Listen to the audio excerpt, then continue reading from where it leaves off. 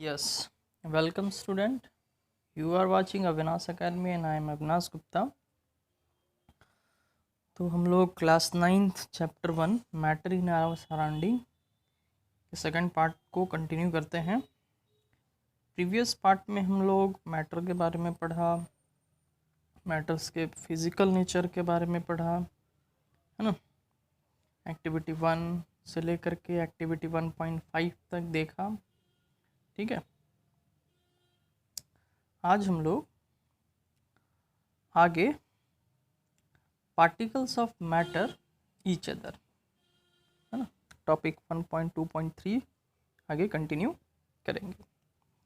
Particle of matter attract each other, कहने का conclusion यही है कि मैटर जिस भी पार्टिकल से मिलकर के बने हैं वो आपस में एक दूसरे को अट्रैक्ट कर रहे हैं, अपनी ओर आकर्षित कर रहे हैं, खींच रहे हैं। तो यहाँ एक्टिविटी 1.6 दिया गया है, पढ़िए, देखिए क्या लिखा है। Play this game in the field, इस गेम को आपको मैदान में खेलना है या प्रैक्टिकली करना है। मेक 4 ग्रुप, आपको 4 ग्रुप बनाने हैं। And form human chain as suggested, और ह्यूमन चेन बनाना है जैसा कि सजेस्ट किया गया है। जैसे यहाँ आप फिगर में देख रहे हैं ह्यूमन चेन है ना, ह्यूमन एक हाथ को हाथ से पकड़ के या फिर कमर को कमर से पकड़ के एक ह्यूमन चेन बनाना है। The first group should hold each other from the back and lock arm like ईदू मिसहिम्स डांसर्स। फिगर में यहाँ 1.3 में दिखाया गया है कि हाथ को अपने लॉक कर लेना है बैक से, जैसे इस फिगर 1.3 दिखाया गया है। आगे है the second group should hold hand to form a human chain. जो सेकंड ग्रुप होगा वो ह्यूमन चेन सिर्फ हाथ को पकड़ करके बनाएगा, वो कमर नहीं पकड़ेगा। And third group should form a chain by touching each other with only their finger tips. और जो थर्ड ग्रुप बनेगा, चार पांच बच्चों का, जितने भी बच्चों का आप चेन बना सकें, वो सिर्फ फिंगर से एक दूसरे को टच किए रहेंगे। Now the fourth group of the student should run around and try to break the 3 human chained one by one into as many small group as possible। और जो चौथा ग्रुप क्या करेगा कि जो 3 चेन बना, एक कमर के थ्रू लॉक किया, एक हाथ हैंड के थ्रू लॉक किया और एक बस सिंपली टच किए हुए थे, तो वो इन तीनों को जाएंगे और पुश करेंगे, धक्का देंगे और तोड़ने की कोशिश करेंगे। Which group was the easiest to break, कौन सा ग्रुप आसानी से टूट जाएगा। ओके, चलिए आते हैं, देखते हैं। तो जो फोर्थ ग्रुप है, देखिए मैंने उसका सॉल्यूशन पहले ही लिखा है। The fourth group of student was the easier to break, क्योंकि वो बस फिंगर से फिंगर टच किया है अपने, ठीक है, तो उसको आसानी से ब्रेक किया जा सकता है। This is because the student are not holding hand और bounded even with their finger tips. Finger tip से आप उसको होल्ड नहीं कर सकते हैं, मजबूती से पकड़ नहीं सकते हैं। This means that there was no bonding force present in the fourth group. जो यहाँ पे थर्ड ग्रुप होना चाहिए, है ना, तो थर्ड ग्रुप होगा वो सिर्फ फिंगर से टच किए हुए हैं और उनके बीच जो बॉन्ड है वो उतना ज़्यादा मजबूत नहीं है। And could be broken easily, यानी पहला वाला बॉन्ड जो है, ग्रुप है, उसको आसानी से ब्रेक नहीं किया जा सकता है। सेकंड जो हाथ से पकड़े थे, में भी अगर थोड़ा ज़्यादा फोर्स लगाए तो वो ब्रेक हो जाएगा। और थर्ड ग्रुप जो था, जो सिर्फ फिंगर से टच किए थे, वो आसानी से तोड़ा जा सकता है। तो ओवरऑल कंक्लूजन यही है कि बॉन्ड जितना ज़्यादा मजबूत होगा, यानी फोर्स ऑफ अट्रैक्शन जितना ज़्यादा मजबूत होगा, पार्टिकल्स टूटेंगे नहीं, ठीक है ना। वीकर द बॉन्ड, बॉन्ड जितना वीक होगा, कमज़ोर होगा, पार्टिकल आसानी से टूट जाएगा। आइए इसको एक्टिविटी के थ्रू देख लेते हैं। ओके,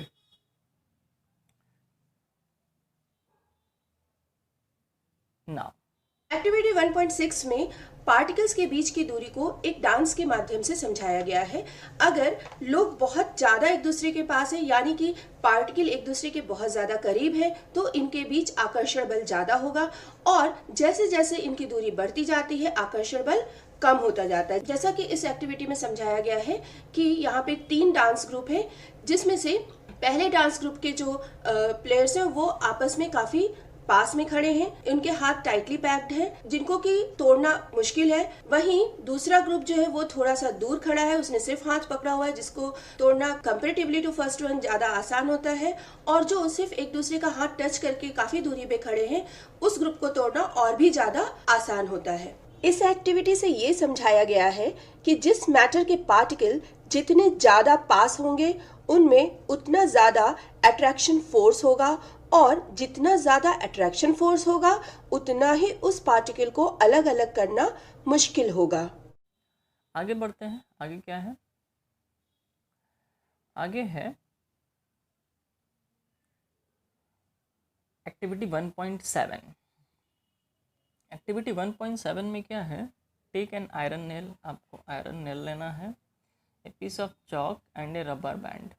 3 चीज़ें आपको लेनी है। एक आयरन का नेल यानी लोहे का एक कील लेना है, कांटी लेना है, एक चॉक का पीस लेना है जो बोर्ड पे लिखा जाता है, और एक रबर बैंड लेना है। Try breaking them by hammering, cutting और स्ट्रेचिंग। अब इसको हमें तोड़ना है, हथौड़ी से मार करके, चाकू से काट करके और खींच करके, स्ट्रेच करके। In which of the above 3 substance do you think particles are held together with greater force? तो आप अगर हैमर आयरन पे चलाएंगे तो वो ब्रेक नहीं होगा, चॉक पे चलाएंगे तो आसानी से ब्रेक हो जाएगा, break into 1000 of pieces. And rubber पे जब हैमर चलाएंगे तो वो एक्सपेंड तो होगा, फिर वो अपने शेप को रीगेन कर लेगा। तो ओवरऑल कंक्लूजन क्या निकलता है, इसको भी हम यहाँ देखते हैं। तो 1.7, तो इससे आप देखेंगे क्या, iron nail did not break. Iron का जो नेल है वो ब्रेक नहीं करता है। Thus its particles of iron are held together with a greater force। तो आयरन के जो पार्टिकल्स होंगे, आयरन के जो मॉलिक्यूल्स पार्टिकल जिससे वो बना है, वो आपस में एक ग्रेटर फोर्स से जुड़े हुए हैं, इस वजह से वो आसानी से टूट नहीं रहा है। ठीक है ना। अब आगे है एक्टिविटी 1.8। एक्टिविटी 1.8 क्या है बच्चों, पढ़ो। सॉरी, एक्टिविटी 1.7 को एक बार करके देख लेते हैं, फिर हम लोग एक्टिविटी 1.8 को पढ़ते हैं। ओके। 1.7 में आपको कुछ एग्जाम्पल्स दिए गए हैं, जैसे कि आयरन नेल, एक छोटा चौक का टुकड़ा और रबर बैंड। इसको उन्होंने कहा कि आप किसी भी तरीके से तोड़ करके इसके पार्टिकल्स को अलग करने की कोशिश करिए। यहाँ पे हम देखते हैं कि लोहे के पार्टिकल्स आपस में बहुत ही ज़्यादा टाइटली पैक्ड है, ठोस अवस्था में है, इसलिए उनके पार्टिकल्स को अलग करना नामुमकिन है हथौड़ी से। वहीं चॉक के पार्टिकल्स को हम हाथ से भी थोड़ा सा प्रेस करते हैं तो वो टूट करके बिखर जाते हैं। इससे ये पता चलता है कि इनके पार्टिकल्स के बीच में जो दूरी है वो काफ़ी कम है। और वहीं रबर बैंड बहुत लचीला होता है और उसको एक स्ट्रेंथ तक हम खींच भी सकते हैं, इसके बाद वो भी टूट सकता है। ओके, आइए अब हम लोग देख रहे हैं activity 1.8। Take some water in a container, try cutting the surface of water with your finger. देखिए ये है पानी से पानी में पानी लिखना, है ना। एक बड़ा डिफिकल्ट टास्क है। देखो एक क्वेश्चन है बच्चों, पानी पर पानी से पानी लिखना, क्या ये पॉसिबल है? नहीं है, है ना। पानी पर पानी से पानी लिखना ये इम्पॉसिबल इवेंट है। तो यहाँ कह रहा है कि take some water in a container, try cutting the surface of water with your finger. एक कंटेनर में पानी ले लीजिए और आप अपने फिंगर से उस पानी को काटिए। तो पानी कटेगा भाई? नहीं कटेगा। Were you able to cut the surface of water, क्या आप पानी के सरफेस को काटने में सक्षम हैं? क्या आप काट सकते हैं? What could be the reason behind the surface of water remaining together. तो क्या रीज़न है भाई कि सरफेस ऑफ वाटर जो है एक साथ बना रहता है? चलिए देखते हैं क्या है। Now we did not be able to cut the stream of water या सरफेस ऑफ वाटर। हम लोग पानी के धार को नहीं काट सकते हैं, सरफेस को नहीं काट सकते हैं, है ना। The reason behind the stream of water remaining together is that the particles of water are held together with the force of attraction.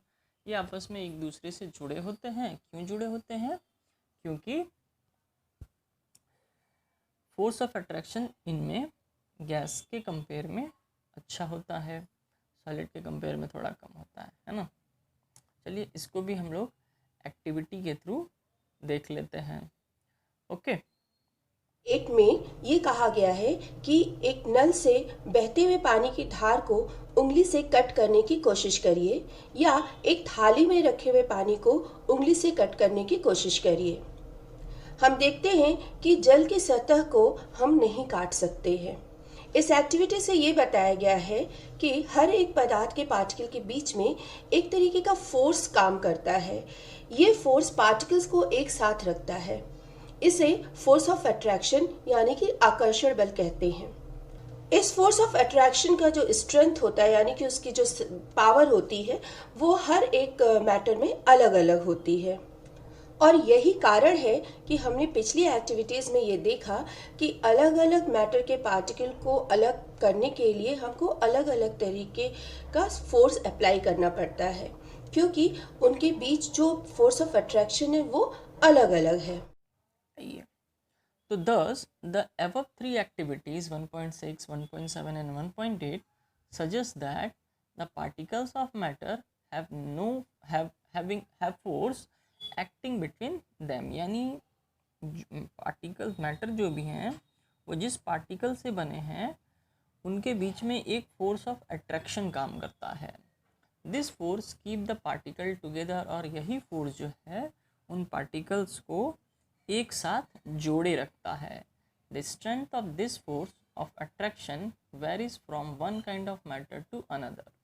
कह रहा है कि जो फोर्स ऑफ अट्रैक्शन का जो स्ट्रेंथ है, ताकत है, क्षमता है, वो अलग अलग मैटर के लिए अलग अलग होगा। जैसे आपने देखा लोहे के लिए बहुत ज़्यादा था, है ना। रबर के लिए लोहे से कम था, थोड़ा एक्सपेंड हो जा रहा था, उसका डायमेंशन चेंज हो जा रहा था, शेप एंड साइन चेंज हो जा रहा था। और चौक का फोर्स ऑफ अट्रैक्शन कम था, एक ही हैमर मारे तो टूट गया। तो फोर्स ऑफ अट्रैक्शन मैटर के पार्टिकल्स का वो मैटर टू मैटर वैरी करता है, यानी बदलता है। आइए अब हम लोग इस का ब्लू क्वेश्चन देख लेते हैं। Okay, total number of blue questions is 4। इसको ऑलरेडी मैंने पहले से ही सॉल्व कर रखा है। पहला है which of the following are matter. इसमें से आपको बताना है कि कौन सा मैटर है। चेयर मैटर है, यस। क्यों मैटर है भाई? क्योंकि मैटर होने के लिए तीन चीज़ होना आवश्यक है। क्यों? पहला कि वो इट हैव मास, वो उनका मास हो, एंड ऑक्यूपाई स्पेस, जगह घेरे, ठीक है ना। And preserve by our sense organ, जिसको हम सेंस ऑर्गन से महसूस कर सकें। चलिए देखते हैं इसको। यस, आते हैं। यस, यहाँ है, देखिए which of the following are matter. Chair, love, chair, air, love, smell, hate, almonds, thought, cold drink, smell of perfume. इनमें से कौन सा मैटर है? तो मैटर कौन कौन सा है भाई? चेयर मैटर है, एयर मैटर है, लव मैटर नहीं होगा, आलमंड्स मैटर है, स्मेल नहीं है, कोल्ड ड्रिंक है, smell of perfume and smell. देखिए इसको मैटर में इसलिए इंक्लूड किए हैं, भी रीज़न बताएंगे आगे। चलिए देखते हैं explanation. Anything that occupy space and has volume and mass are matter. Matter उसे कहेंगे जो जगह घेरे, जिसका मास हो, जिसका वॉल्यूम हो, ठीक है। और एक और भी इसमें इंक्लूड कर सकते हैं कि matters can be preserve by our sense organ. Matter को हम लोग सेंस ऑर्गन से प्रिजर्व कर सकते हैं, ये सब्सिडरी उसमें ऐड कर सकते हैं। Here chair, air, almond and cold drink are matter. As they occupy space, आसानी से कोल्ड ड्रिंक भी जगह घेरता है, उसका मास भी है, वॉल्यूम में भी है। एयर भी जगह घेरता है, बलून में आप फूकते हैं तो वो जगह घेरा ना, उसको वजन करोगे टायर में जो हवा ही भरते हैं, देखिए टायर कितना भारी होता है। And have volume and mass. Smell and smell of perfume are also classified as matter.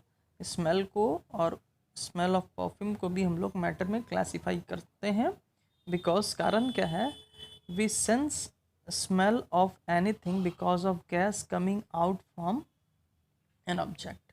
किसी भी ऑब्जेक्ट से जो गैस निकलता है उसमें छोटे छोटे पार्टिकल्स होते हैं और वही हम इनहेल करते हैं, सूंघते हैं, ठीक है, स्मेल करते हैं। Since we smell anything because of gas coming out from that object, thus smell is classified as matter also। तो स्मेल को हम लोग मैटर के फॉर्म में क्लासीफाई कर सकते हैं। Give reason for the following observation. The smell of sizzling food reaches you several meters away, but to get the smell from cold food you have to go close। कहने का मतलब ये है कि अगर जो खाना ताज़ा ताज़ा बना है, गर्म गर्म हॉट भोजन है ना, गर्म भोजन, वो दूर से ही आपको स्मेल आ जाता है। लेकिन जो भोजन ठंडा होता है उसका स्मेल लेने के लिए आपको अपने नोज़ को क्लोज करना पड़ता है ना, सूंघना पड़ता है पास जा कर के, because of heat particle of gas coming out from sizzling food move more rapidly and travel more distance in less time, है ना, ज़्यादा लंबी दूरी तय करता है कम समय में, क्योंकि वो एयर के साथ रैपिडली यानी तेज़ी से मूव करता है, because of more kinetic energy. ऐसा क्यों होता है, क्योंकि उसका काइनेटिक एनर्जी ज़्यादा होता है। That's why the smell of sizzling food reaches you several meter away। दूर से ही आप उसे स्मेल कर सकते हैं। while smell of gas coming out from cold food has very less or almost negligible kinetic energy। ठंडा होता है तो kinetic energy होगा ही नहीं, कोई वेपर निकलेगा ही नहीं। so smell of cold food do not diffuse with air quickly, and to get smell we have to go close। तो आसानी से उसके पार्टिकल्स गैस के डिफ्यूज होते नहीं हैं और उसे स्मेल करने के लिए हम लोग क्लोज जाना पड़ता है। नेक्स्ट क्वेश्चन है question number 3। Diver is able to cut through water in a swimming pool, which property of matter does this observation. एक स्विम ड्राइवर जो तैराक होता है, जो पानी में तैरता है, यहाँ पे स्विमिंग पूल में तैरता है, वो पानी को काटता है। तो इससे आप पानी के कौन से प्रॉपर्टी को ऑब्जर्व करते हैं वो बताना है। तो diver is able to cut water in a swimming pool shows that water is a matter is made up of small particle and there are space between those particles. So इसके particles के बीच में क्या है, space है, ये इससे हमें पता चलता है। अब इसका एक्सप्लेनेशन देख लीजिए। Water is a liquid and has more space between its particles compare to a solid. आप क्लास 8 में पढ़े होंगे बबल्स के हिसाब से। तो जो पार्टिकल्स ऑफ मैटर और सॉलिड के होते हैं वो क्लोजली पैक्ड होते हैं, लिक्विड के एज़ कम्पेयर टू सॉलिड थोड़ा लूजली पैक्ड होते हैं, और गैस के जो पार्टिकल्स होते हैं वो लिक्विड के कंपेयर में बहुत ज़्यादा लूजली पैक्ड होते हैं, है ना, इस वजह से वो रैंडम मूव करते हैं। तो वही एक्सप्लेनेशन में भी यहाँ पे लिखा गया है, water is a liquid and has more space between its particle compare to solid. Apart from this particles of liquid are bonded together with less force of attraction compared to solid।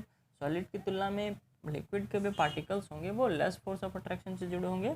thus a diver is able to cut through water in a swimming pool। तो swimming pool में जो driver होता है वो पानी को काट सकता है ना, किनारे कर सकता है, तैर कर सकता है आगे। और फोर्थ क्वेश्चन है, what is the characteristics of particle of matter. किसी भी मैटर के पार्टिकल्स का लक्षण क्या क्या है। तो देखिए, characteristics of particles of matter, क्या क्या लक्षण हो सकते हैं। Particles of matter are very small in size, है ना, मैटर के पार्टिकल्स क्या होते हैं, बहुत छोटे होते हैं। That is have microscopic size, उसका साइज इतना है, छोटा है कि उसे हम बिना माइक्रोस्कोप के नहीं देख सकते हैं, यानी माइक्रोस्कोप चाहिए उसे देखने के लिए। Particles of matter are moving continuously, matter के जो पार्टिकल्स हैं वो कंटिन्यूसली मूव करते हैं। जैसा आप एयर में पार्टिकल्स देखिए, है ना। इसका आप बेस्ट एग्जांपल, आप घर में किसी खिड़की या दरवाजे से यदि कहीं होल हो और वहाँ से प्रकाश की एक किरण आ रही हो, तो वहाँ पे आप देखेंगे क्या कि डस्ट पार्टिकल आपको उड़ता हुआ दिखाई देगा, वो कंटिन्यूसली मूव करता हुआ दिखाई देगा। Particles of matter are bonded with force of attraction in case of solid and liquid. और सॉलिड और लिक्विड के केस में स्ट्रॉन्ग फोर्स से आपस में एक दूसरे से जुड़े होते हैं। गैस में भी जुड़े तो होते हैं लेकिन बहुत less, very less force of attraction से आपस में जुड़े होते हैं। Okay, thank you for watching.